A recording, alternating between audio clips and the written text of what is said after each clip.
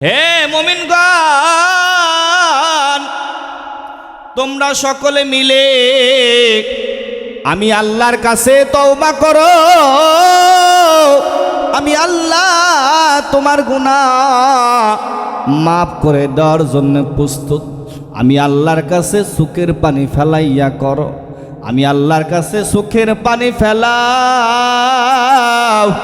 আমি আল্লাহ তোমার গুনাহগুলো সব মাফ করে দিব রে বান্দা।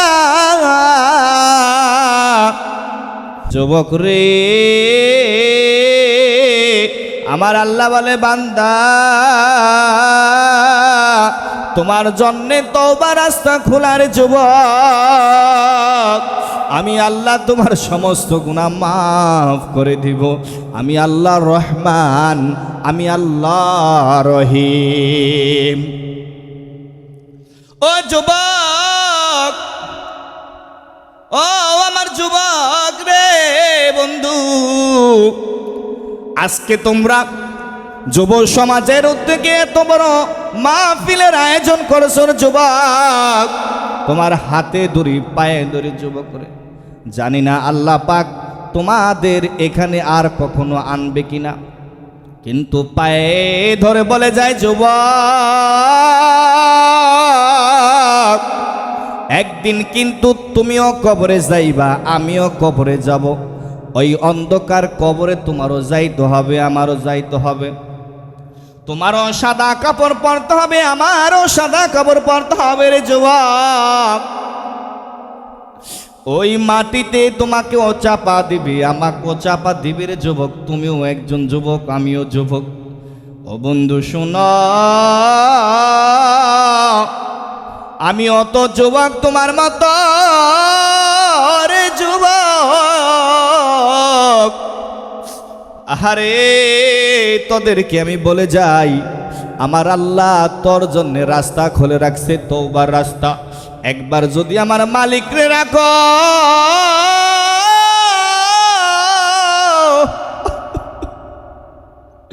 আমার আল্লাহ রে ডাকো না। গভীর রজনীতে আমার আল্লাহ প্রথম আসমানে বসে ডাক দিয়ে বলে, ও আমার বান্দা, আমার প্রিয় বান্দারা, ও আমার গুনাহগার বান্দারা রে, আয় আয় আয় আয়, তাড়াতাড়ি আয়। কে আসো আমার কাছে ক্ষমা চাইবা? আমার কাছে কে আসো মাফ চাইবা? আমি আল্লাহ মাফ করে দিব, আমি আল্লাহ মাফ করে দিব।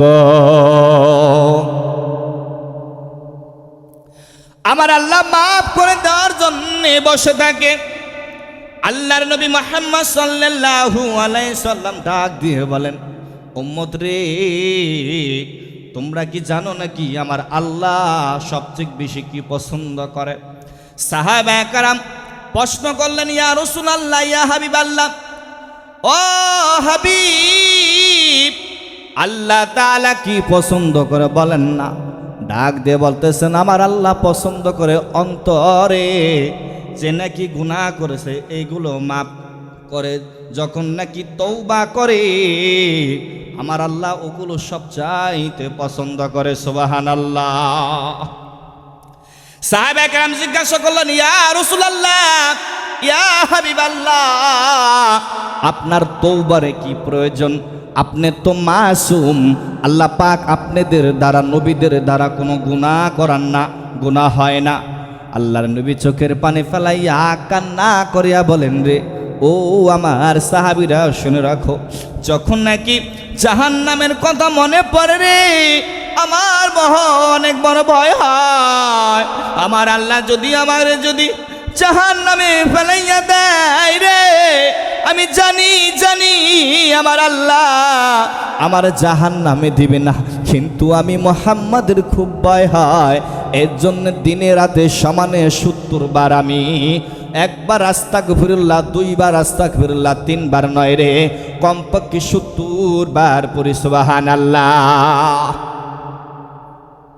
তুমি আমি কয়বার তওবা করি? আহারে, কয়বার করো? জিনার উপর জিনা করতেছো, ব্যভিচার করতেছো, অন্যের টাকা মেরে খাচ্ছো, তোমার কি হুঁশ আছে রে যুবক? কার টাকা খাচ্ছ, কার পয়সা খাচ্ছ? ভাইয়ের হক মেরে খাচ্ছ, বোনের হক মেরে খাচ্ছ, প্রতিবেশীর হক মেরে খাচ্ছ। যুবক, তোমার কিন্তু মরতেই হবে, কবরে কিন্তু যাইতে হবে, এতে কোনো সন্দেহ নাই, কোনো সন্দেহ নাই। আল্লাহর নবী, বিশ্ব নবী মুহাম্মদুর রাসূলুল্লাহ সাল্লাল্লাহু আলাইহি সাল্লাম বলেন, আয়েশা সিদ্দিকা রাদিয়াল্লাহু তাআলা আনহা ডাক দিয়ে বলেন, ও আমার সাহাবীরা, আল্লাহর নবীর সাহাবীরা, তোমরা কি জানো নি আল্লাহর নবী আমি আয়েশাকে কি বলেছে?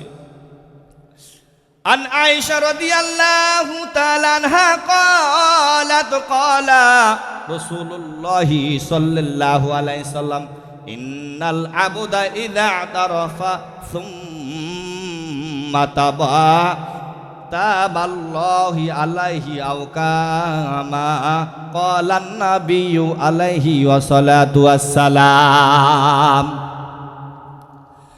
আম্মা জান সিদ্দিকা রাদিয়াল্লাহু তাআলা আনহা ডাক দিয়ে বলেন, সাহাবীরা রে, আল্লাহর নবী আমারে নিজে বলেছেন,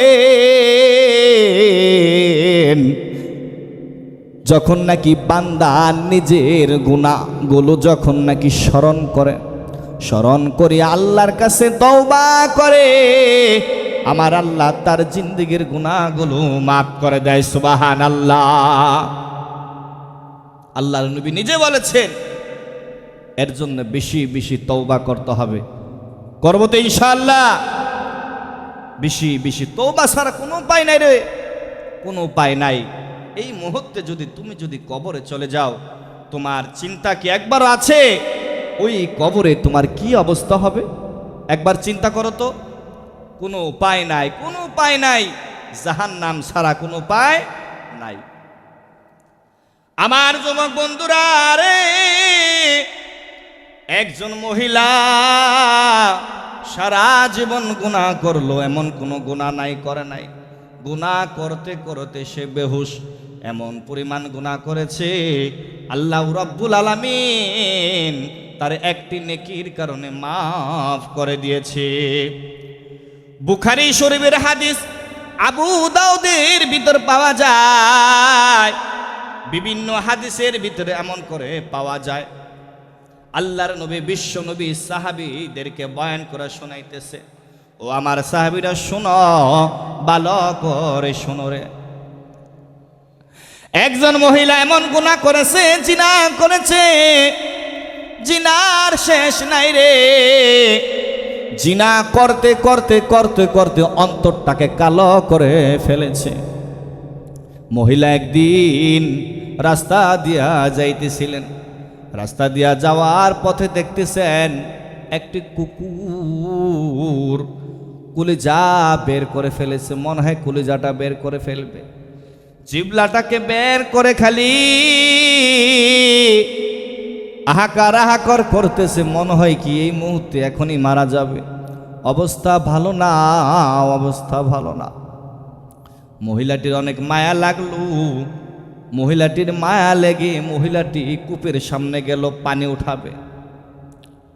পানি যে উঠাবে, কোনো বালতি নাই, কোনো কিছু নাই, কিভাবে করবে? মহিলাটি নিজের পায়ের চামড়া মোজাগুলো খুললেন, খুলে তারপরে কুয়ার থেকে পানি উঠাইলেন, উঠিয়ে তারপরে সেই পানি খাওয়াইলেন। হাদিসের ভিতরে আছেন, কুকুরকে একবার নয়, দুইবার নয়, 6 বার 7 বার পানি খাওয়াইলেন। কুকুরটা আল্লাহর দরবারে হাত উঠায় এমন বলতেছেন, দুটি পা উঠায় বলতেছেন, মালিক গো, আমি তো বুবা, আমি তো কথাও বলতে পারি না গো, আল্লাহ তুমি আমার জবান খুলে দাও। আল্লাহ পাক জবান খুলে দিলেন। আল্লাহ পাক ডাক দিয়ে বলতেছেন, ও আমার কুকুর, যা যা তুই আমার কাছে আবেদন করলি, আমি তোর মুখ খুলে দিলাম। কুকুর বলতেছেন, মালিক, আজকে 2 দিন 3 দিন হয়ে যায়, কত মানুষ গেল, আমার একটু পানিও খাওয়াইলো না, খাবারও খাওয়াইলো না। কিন্তু একজন মহিলা, পতিতা মহিলা আমার পানি খাবাইল গো আল্লাহ। আল্লাহ গো, তোমার কাছে আবেদন করি এই মহিলাটাকে তুমি জান্নাতে প্রবেশ করাও, সুবহানাল্লাহ। মহিলাটি শুনলেন আশ্চর্য ঘটনা। আমার আল্লাহ গায়বী আওয়াজে ডাক দিয়ে বলেন, জিবরাইল আর দেরি করিও না, আর দেরি করিও না। আমি আল্লাহ ওই মহিলা, পতিতা মহিলার জিন্দেগির গুনাহ মাফ করে দিলাম। আমি আল্লাহ জিন্দেগির গুনাহ মাফ করে দিলাম, সুবহানাল্লাহ। হযরত আজরাইল আলাইহিস সালাতু ওয়াস সালাম আসিয়া তারপরে মহিলার জান কবজ করে নিয়ে গেলেন। আল্লাহর নবী এমন হাদিসটি সাহাবীদেরকে বললেন আর কান্না করলেন, সাহাবীরা রে, একজন পতিতা মহিলা যদি এমন করে সে জান্নাত পেয়ে যায় কুকুরের পানি খাওয়াইয়া, কেন তুমি পারবা না? আল্লাহর কাছে তওবা করো, তওবার মতন আমার আল্লাহ তোমার জিন্দেগির গুনাহগুলো মাফ করে দিবে, সুবহানাল্লাহ। একজন পতিতা মহিলা, যে মহিলা কুকুরের পানি খাওয়ানোর কারণে আমার আল্লাহ তার জিন্দেগির গুনাহ মাফ করে দিয়েছেন। আর আজকে আমাদের সমাজে, আরে কুকুর তো দূরের কথা, এই যে রমজান মাস সামনে আসতেছেন, রমজান মাস, আহারে ঘরের ভিতরে কত ফল, কত রঙের ফল, কত প্রকার ফল, কত সুন্দর খাবার খায়, অথচ গরিব মানুষ প্রতিবেশী আমার না খেয়ে আছে, খোঁজ নেয় না, খবর নেয় না। অথচ হাজী সাহেবকে যদি জিজ্ঞাসা করি, হাজী সাহেব কয়বার হজ করেছেন? হাজী সাহেব উত্তর দেয়, একবার করেছিলাম বড় হজ, 6 বার করেছি উমরা। হুজুর দোয়া করবেন আরো কয়েকবার যাব। আমি বলে থাকি, বন্ধু তোমার আল্লাহ পাওয়ার জন্যে মদিনায় যেতে হয় না, রসুল পাওয়ার জন্যে মদিনায় যেতে হয় না, আল্লাহকে পাওয়ার জন্যে মক্কায় যেতে হয় না। শুনে রাখো, তোমার প্রতিবেশীর হক, তোমার প্রতিবেশীর হক তুমি আদায় করতেছো না। তুমি 1000 বার তুমি হজ করো, তোমার ওই হজে কোনো কাজে আসবে না, কোনো কাজে আসবে না। দেখবেন এই যে রমজান মাস আসে, বড়লোক মানুষ কত ফল খায়, কত কিছু খায়, কত গরিব আছে দেখবেন আহারে খেতে পারে না, না খেয়ে থাকে, কত কষ্টরে বন্ধু। মসজিদে মসজিদে দেখবেন যখন নাকি ইমাম সাহেব, মুয়াজ্জিন সাহেবরা মসজিদের বারান্দায় যখন নাকি ইফতার সবাই মিলে একসাথে খাবার খায়, ইফতারি করে দেখবেন কত মানুষ, রিস্কাওয়ালা একটি পিয়া দেখবেন কি পেঁয়াজও কিছু একটু মুড়ি নিয়ে এসে তারপরে এক কিনারে বসে বসে খাওয়ার জন্যে রেডি হয়ে যায়। ইমাম সাহেব ডাক দিয়ে বলে, চাচা গো আপনার বাড়ি কোথায়? বলেন অমুক জায়গায়। বাবা রে, রিস্কা চালায় পেটের দায়। চাচা প্রতিদিন আমাদের সাথে আপনি ইফতার করবেন। উলামায়ে কেরাম এইটার মর্ম বুঝে, ওই ধনী লোক বুঝে না, ধনী লোক বুঝে না। একজন ভিখারিকে খাওয়াইলে যে কত সওয়াব, একজন গরিব মানুষকে খাওয়াইলে যে কত সওয়াব। আহারে কত মা, কত বোন, আমার কত ভাই না খেয়ে রোজা রাখে, খবর নাও না। অথচ তুমি কত আরাম করে সেহরি খাও। ও আমার মা রে মা, তুমি তাহাজ্জুদ পড়ো, তুমি আউবিলের নামাজ পড়ো, শাস্ত্রের নামাজ পড়ো। আরে মা, তুমি কি একবার রসুলের হাদিসটা তুমি মানতে পারো না? শুনে রাখো, কাল কিয়ামতের ময়দানের দিন আমার আল্লাহ ডাক দিয়ে বলবে কি জানো নাকি? আমার আল্লাহ বলবে, বান্দারে তুই আমারে খাবাস নাই, তুই আমারে খাবাস নাই। বান্দা বলবে, মালিক কি বলেন, আপনি কি খাবার খান নাকি?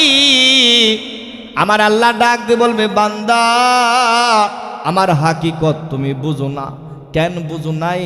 শুনে রাখো, আমার গরিব বান্দারে তুমি যদি খাওয়াইতা আমি আল্লাহরে খাবানের সমতুল্য হয়ে যাইতো। সুবহানাল্লাহ। কিয়ামতের ময়দানে দিন আমার আল্লাহ ডাক দিয়ে বলবে, আমি আল্লাহর হক মানো নাই, আমি আল্লাহর হক আদায় করো নাই। বান্দা শোনো, প্রতিবেশীর হক যদি কেউ মানে আল্লাহ রাব্বুল আলামিন তার হক আদায় হয়ে যায়। সুবহানাল্লাহ। ও মুসলমান ইমানদার গো, হো আমার যুবক, মহাকালীর যুবকেরা শুনে রাখো, আল্লাহ পাওয়ার জন্য খালি মদিনায় দৌড়া, মক্কাও দৌড়াও। শুনে রাখো, তোমার প্রতিবেশীর হক আছে, প্রতিবেশীর হক আদায় করবা। যখন প্রতিবেশীর হক আদায় করবা আমার আল্লাহ তোমার জন্য জান্নাত রেডি করে রাখবে। সুবহানাল্লাহ।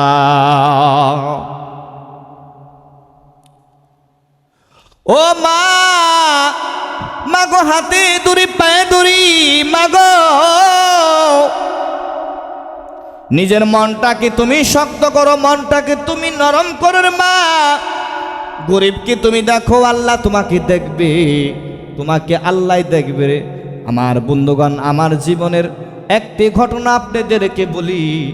আজ থেকে 5-7 বছর আগে আমার জীবনে অনেক বড় কাহিনী ঘটেছে। করোনার সময় কত মানুষ ভিখারি হয়ে গিয়েছে, কোটি কোটি টাকার মালিক ভিখারি হয়ে গিয়েছে। 5 তলা বাড়ির মালিক, বাড়ি বিক্রি করতে হয়েছে। কত শিল্পীপতি টাকা নাই, কত কষ্ট করেছে। করোনায় মানুষের জীবনটাকে পাল্টায় দিয়েছে। করোনা থেকে মানুষের উচিত সবার এরকমভাবে সবার উচিত শিক্ষা নেওয়া, সকলকে শিক্ষা নেওয়া। আল্লাহ তাআলা সকালবেলা বাদশা বানায়, রাতের বেলা তাকে ফকিন্নি বানায় ফেলায়, গরিব বানায় ফেলায়। সবার বোঝা উচিত, এই করোনা আসলেন, করোনা যখন আসে কত শিল্পপতি গরিব হয়ে গিয়েছেন, কত মানুষ না খেয়ে আসলেন। আমি আব্দুল শাকুরের কথা কি বলবো, আমার জীবনে কখনো কষ্ট করি নাই। করোনার সময় কষ্ট কাকে বলে বলার মতন কাউরে বলবো। ঘরে খাওন নাই, টাকা নাই, পয়সা নাই, বাবা আমি ভাই বোন কিভাবে চলবো? যেই পরিমাণ কষ্ট করেছি, আল্লাহ পাক এখন লক্ষ লক্ষ টাকা দান করেছেন, কোটি কোটি টাকা দান করেছেন, কিন্তু ওই সময় কত কষ্ট করেছি। করোনার সময় এমন পরিমাণ অবস্থা হয়ে গিয়েছে, ঘর থেকে বের হতে পারি না রে বন্ধু, কারো কাছে হাত পাততেও পারি না, ঘরে খাওন নাই, 2 দিন হয়ে যায়। আমার বাবা স্ট্রোকের রোগী ছিলেন, আমার বাবার ওষুধের টাকাও পর্যন্ত জোগাড় করতে পারি নাই। খাওন নাই, ঘরে খাওন নাই, কত কষ্ট করেছি রে বন্ধু। আমার ছোট বোন তখন নাহামিরে পড়াশোনা করে। আরে আমার কত কষ্ট, মাত্র 2টি টিউশনি করতাম তখন করোনার ভিতরে। আরে 2টি টিউশনি করে সংসার চলে না, পেট চলে না, ঘর ভাড়া দিব না, কি করব, কত কষ্ট, নাকি বাবার ওষুধের টাকা চালাবো। ও আমার মা, ও আমার যুবক পর্দার আড়ালের মা বোনেরা ভালো করে শোনেন, আমার এমন পরিমাণ কষ্ট হয়েছে, এই পরিমাণ কষ্ট আমার মনে হয় কারো হয়েছে কিনা আমার জানা নাই। হো যুবক রে, রমজান মাস যখন আসে সকলে কম বেশি ভালো ইফতার করে। আমি আব্দুল শাকুর ঘরে খাওয়ান নাই, পানি দিয়ে ইফতার করি, মানাজাতে কান্না করি আল্লাহর দরবারে, আল্লাহ মালিক, হায় আল্লাহ আমি আব্দুল শাকুর, আমার মা নাই গো আল্লাহ, এমন অবস্থা হয়ে গিয়েছে গো মালিক। মালিক গো, ঘরে খাওন নাই, তুমি কি ব্যবস্থা করবা না? আল্লাহ তুমি ব্যবস্থা করে দাও। আল্লাহর কাছে খালি চোখের পানি ফেলাইতাম রে বন্ধু। কাউর কাছে বলতাম না, লজ্জার কথা কাকে বলবো। হো যুবক, এর জন্য বলি ধৈর্য ধরো, ইন্নাল্লাহা মা'আস সাবিরিন। ধৈর্যশীলের সাথে আছেন আমার আল্লাহ। ধৈর্যশীলকে আল্লাহ পছন্দ করে। যাই হোক, যে কথা বলতেছিলাম, তওবা করলে এমন ভাবে করতে হবে তওবা মালিকের দরবারে যেন পছন্দ হয়। এমন তওবা করব যেই তওবাতে আমার আল্লাহ রাজি হয়ে যায়, খুশি হয়ে যায়। আমার বন্ধুগণ, নবীর জমানায় একজন মহিলা আল্লাহর নবীর দরবারে এসে বলতেছেন, পয়গম্বর,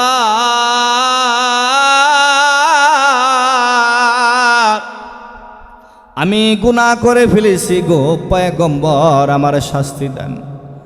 আল্লাহর নবী ডাক দিয়ে বলতেছেন, ও মহিলা, তুমি কি গুনাহ করে ফেলেছো? ও আল্লাহর নবী, আমি জিনা করে ফেলেছি। আল্লাহর নবী গো, আমাকে শাস্তি দেন দ্রুত। ও পয়গম্বর,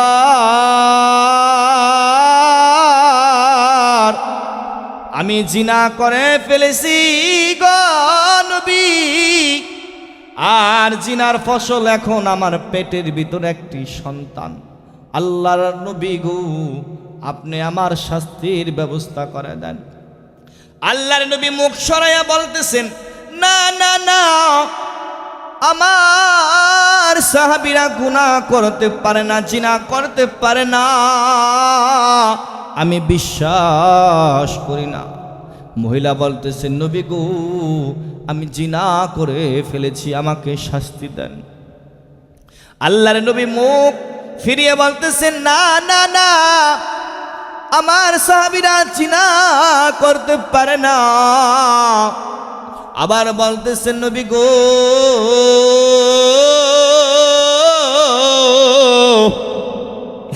আমি জিনা করে ফেলেছি, আমার শাস্তি দেন। আল্লাহর নবী ডাক দিয়ে বলতেছেন, যেহেতু তোমার এখন বাচ্চা পেটে, তোমার পেটে যে সন্তান আছে, ওই সন্তানের তো কোনো দোষ নাই, ওই সন্তান তো নিষ্পাপ, অন্যায় করেছো তুমি, শাস্তি তুমি পাইবা।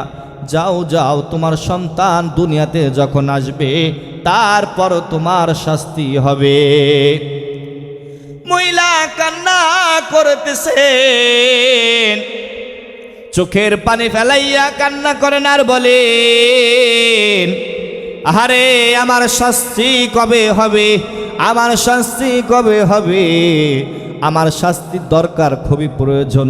আমি যদি এই অবস্থায় যদি মৃত্যুবরণ করি, আমার আল্লাহ আমার মাফ করবে নাকি? আমার আল্লাহ আমারে মাফ করবে না। ওই মহিলা যতদিন তার সন্তান প্রসব করে নাই, দুনিয়াতে আসে নাই, মহিলা খালি কান্না করতেন, আল্লাহ গো, কবে আমার সন্তান দুনিয়াতে আসবে, কবে আমি শাস্তি নিব। একজন সাহাবী মহিলা ভুলে জিনা করে ফেলেছে। জিনা করার পরে আল্লাহর নবীর কাছে এসেছেন, আল্লাহর নবীকে ধরা দিয়েছেন। আল্লাহর নবীকে বলতেছেন, ও আল্লাহর নবী, আমি জিনা করেছি, শাস্তি দেন। আর আমাদের সমাজে কত মহিলা আছে এমন করে জিনা করলো, কত পুরুষের সাথে জিনা করলো, অথচ কখনো আল্লাহর দরবারে কান্নাও করে না, চোখের পানি ফেলায় না। জোরে কোন ঠিক না বেঠিক? কত মহিলা আছে আমাদের সমাজে যারা নাকি একটার পর একটা কত পুরুষের সাথে কত গুনাহ করতেছেন। প্রবাসী আমার বন্ধুরা অনেক সময় থাকে, তাদেরকে ধোঁকা দিয়ে মহিলারা টাকা নিচ্ছে। এক মহিলা কয়জনের সাথে কথা বলে।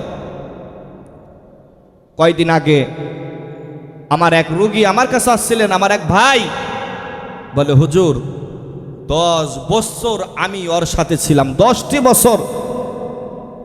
10টি বছরের ভিতরে স্বামী স্ত্রী যা যা প্রয়োজন সব করেছি, একসাথে এক ঘরে ছিলাম, কিন্তু বিবাহ করি নাই। হুজুর, আজকে আমাকে সাকা দিয়ে আরেক ছেলের হাত ধরে চলে গিয়েছে। আমি বললাম, যুবক রে, এই 10টি বছর তুই যে জিনা করলি, এই জিনা না করে যদি আমার আল্লাহকে ডাকতি, আমার আল্লাহ বলতো আয় বান্দা আমার কাছে চলে আয়, আমার আল্লাহ তোমার 2টি হাত দিয়েছেন, 2টি পা দিয়েছেন, 2টি চোখ দিয়েছেন, আহারে গাছের ফল খাও, সাগরের মাছ খাও, পুকুরের মাছ খাও, আল্লাহর দেওয়া সূর্য, আল্লাহর দেওয়া পানি বক্ষণ করতেছো, আহা, আর আল্লাহর নাফরমানি করলা। 10টি বছর যদি আল্লাহর কাছে কান্না করতা, আমার আল্লাহ যে কত খুশি হইতেন, তোমার জান্নাত লিখে দিত। যুবকটি চোখের পানি ফেলাইয়া কান্না করতেছে, হুজুর গুনাহ তো করে ফেলেছি, হুজুর কিছু করা যায়? আমি বলি, যুবক রে, আল্লাহর কাছে তওবা করো, চোখের পানি ফেলাইয়া কান্না করো, এই ছাড়া কোনো উপায় নাই। ওই যুবকটা বলতেছেন, হুজুর আল্লাহ কি আমার মাফ করবনি? আমি 10টি বছর আমি ওই মেয়ের সাথে ছিলাম, 10টি বছর থাকার কারণে ওর গর্ভে 5 মাসের বাচ্চা এসেছিল। নাউজুবিল্লাহ। আমি বললাম, যুবক রে যুবক, আমার আল্লাহ রহমান, আমার আল্লাহ রহিম, আমার আল্লাহ পবিত্র কুরআনুল কারীমের ভিতর কি বলেছে জানো নাকি? শোনো শোনো, আমার আল্লাহ ডাক দিয়ে বলতেছেন, ইয়া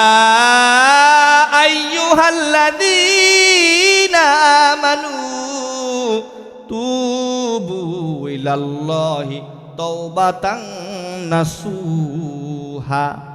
আল্লাহ আমার ডাক দিয়ে বলতেছেন, হে নবী আপনি জানাইয়া দেন, আপনার গুনাহগার উম্মতদেরকে জানাইয়া দেন,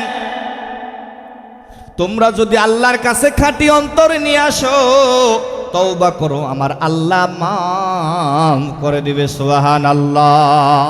যুবক রে, তুমি গুনাহ করেছো, এখনো তওবা করো, চোখের পানি ফেলাইয়া কান্না করো, তোমার আমার আল্লাহ তোমারে মুহূর্তের ভিতরে মাফ করে দিবে। সুবহানাল্লাহ। সেই যুবক কত 3 দিন আগে আমার সাথে দেখা করলেন, হুজুর আমি এখন খুব ভালো আছি, হুজুর 5 ওয়াক্ত নামাজ পড়ি, হুজুর মুখে রাসূলের সুন্নত রেখেছি। আমার জড়াইয়া ধরে বলেন, হুজুর আমার জীবনটাকে আপনি সুন্দর করে দিলেন, হুজুর গো কথা দেন, যদি কাল কিয়ামতের ময়দানের দিন আমার আল্লাহ ধরে গো, আল্লাহর একটু বলবেন নি, আমার আল্লাহ আমার মাফ করে দেবেনি? আমি বললাম, যুবক রে তুমি তো জানো না, আমার আল্লাহ সবচাইতে বেশি পছন্দ করে যে নাকি গুনাহ করে, গুনাহ করার পরে আল্লাহর কাছে তওবা করে, আমার আল্লাহ সবচাইতে সেই বান্দাকে পছন্দ করে। আল্লাহর নবী বিশ্ব নবী মুহাম্মদুর রাসূলুল্লাহ সাল্লাল্লাহু আলাইহি সাল্লাম হাদিসের ভিতরে এমন করে বলেন, আবু দাউদের ভিতরে বলেন, যদি বান্দা যদি গুনাহ না করে, গুনাহ করে না করে রে, আর গুনাহ করে অনুতপ্ত না হয়, আল্লাহ তাআলা বেজার হয়ে যান, আমার আল্লাহ তাআলা তার মাফ করে না, তার মাফ করে না, জাহান্নামের লাঠি হিসেবে তারে তৈরি করে রাখে। জোরে বলেন নাউজুবিল্লাহ। যাই হোক, যে কথা বলতেছিলাম, ওই সাহাবী মহিলা প্রতিদিন খালি দিন গুনতেছেন, কবে আমার সন্তান প্রসব হবে। দিন গুনতে গুনতে সন্তান দুনিয়াতে এসে পড়লেন। ওই মহিলা আল্লাহর নবীর কাছে আবার গেলেন, পয়গম্বর, ও আল্লাহর নবী, আপনি বলেছেন প্রসব হলে, সন্তান প্রসব হলে আমার শাস্তি, জিনার শাস্তি দিবেন। আল্লাহর নবী গো, আমার সন্তান দুনিয়াতে এসেছেন, ও আল্লাহর নবী আমার বিচার করে দেন। আল্লাহর নবী ডাক দিয়ে বলতেছেন, শোনো শোনো, এই যে সন্তান তোমার এখনো তো দুধ পান করে, তোমার যেই পর্যন্ত দুধ পান করবে, দুধ না ছাড়বে, নিজের হাতে খাবার না খেতে পারবে, ওই পর্যন্ত তোমার শাস্তি দেওয়া যাবে না। মহিলা কান্না করে আল্লাহর নবীর কদমে পড়ে যায়, নবী গো, আমি আমার জিনার গুনাহ নিয়ে আমি আর থাকতে পারতেছি না, আমার শাস্তি খুব প্রয়োজন। আমি যদি এই মুহূর্তে যদি মারা যাই, আমার আল্লাহ আমারে তো ক্ষমা করবে না। আল্লাহর নবী বলে, যাও, তোমার বাচ্চা যেদিন খাবার খেতে পারবে নিজের হাতে, ওই দিন তোমার শাস্তি হবে, এর আগে না। কারণ হইল এই বাচ্চা এখন যদি তোমাকে শাস্তি দেই, তোমাকে দুনিয়া থেকে বিদায় করে দেই, এই সন্তান কে পালবে? এর দুধ পান করবে কে? এত নিষ্পাপ। দেখেছেন নবীর বিচার কত শুকনো, কত সুন্দর। আল্লাহর নবীর বিচার কত সুন্দর। আর আজকাল বিচার করে বিচারকরা ওহরে আল্লাহর টাকার জন্য বিক্রি হয়ে যায়। মহিলা কান্না করতে করতে চলে গেলেন, আল্লাহর নবী চলে গেলেন। মহিলা খালি দিন গুনতেছেন, আমার সন্তান কবে বড় হবে, নিজের হাতে খাবার খেতে পারবেন। এমন করতে করতে সন্তান বড় হয়ে গেলেন, হাঁটা চলা করতে পারেন, কোনো মতে খালি খাবার খেতে পারে। মহিলা এবার সন্তানকে হাতে ধরে রাসূলের দরবার চলে গেলেন। আল্লাহর নবীকে ডাক দিয়ে বলতেছেন, পয়গম্বর, আমার সন্তান এখন খেতে পারে নিজের হাতে। ও আল্লাহর নবী, আপনি আমার বিচার করেন গো নবী, আমার বিচার করেন। আল্লাহর নবী সাহাবীদেরকে ডাক দিয়ে বলেন, সাহাবীরা রে, তাড়াতাড়ি মাটি খুদো, তাড়াতাড়ি মহিলাকে এমন করে গলা পর্যন্ত তাকে ডাবাইয়া দাও। মহিলাকে গলা পর্যন্ত মাটিতে ডাবাইয়া দেওয়া হইল। আল্লাহর নবী বললেন, পাথর দাও, পাথর নিক্ষেপ করো। রাসূলের কত সুন্দর বিচার। সাহাবীরা পাথর নিক্ষেপ করতেছেন। পাথর নিক্ষেপ করতে করতে একজন সাহাবীর গায়ে রক্ত পড়লো, রক্ত গায়ে তার লাগলো। রক্তগুলো খালি মুছতেছেন আর বলতেছেন, হায় রে, একজন জিনাকারী মহিলার রক্ত আমার গায়ে লাগলো। হায় রে, একজন জিনাকারী মহিলার রক্ত আমার গায়ে লাগলো। আল্লাহর নবী শুনতে পারলেন। আল্লাহর নবী বলেন, ও আমার সাহাবী, তোমার মুখ সামলাও, সাবধানে কথা বলো। জিনাকারী বলবা না, জিনাকারী বলবা না। আমার গুনাহগার উম্মত যখন নাকি নিজের জিনা করলেন, আমার কাছে ধরা দিলেন। এই জিনা করার পরে এই মহিলা এক রাত একদিন ঘুমায় না। মহিলা চোখের পানি ফেলাইয়া কান্না করেছেন, আল্লাহর কাছে তওবা করেছেন। কত হাজার বার তওবা করেছেন। সে এখন জিনাকার না, সে পবিত্র হয়ে তওবা করে আল্লাহর জান্নাতে চলে গেছে। সুবহানাল্লাহ। দেখেছেন একবার কি দেখেছেন?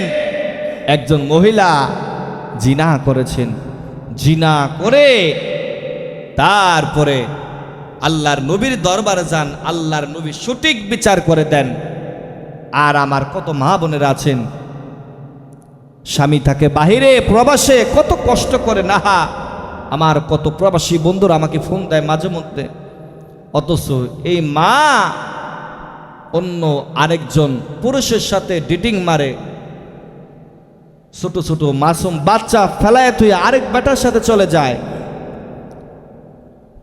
শুনে রাখো মা, তোমার জীবন এমন কি কুকুরের জীবন হয়ে গেল? তোমার জীবন কেমন জীবন হয়ে গেল?